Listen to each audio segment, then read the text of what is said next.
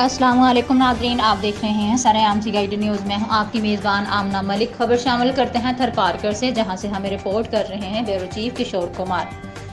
गांव समान वेरी में घरों को आग लगने के वाक़या पर थरपारकर पुलिस की जानिब से राशन बैग, बेड और कैश रकम तकसीम किए गए। तफसीलात के मुताबिक कुछ दिन केवल गांव समान वेरी में घरों को अचानक आग लग गई थी, जिसमें 35 घर मुतासर हुए।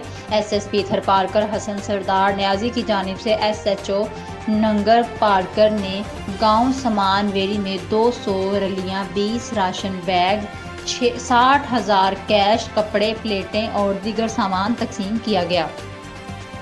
मुतासरीन का कहना था कि इस मुश्किल हालात में हमारी मदद करने पर हम SSP थरपारकर, SHO नंगर पारकर और थरपारकर पुलिस का शुक्रिया अदा करते हैं।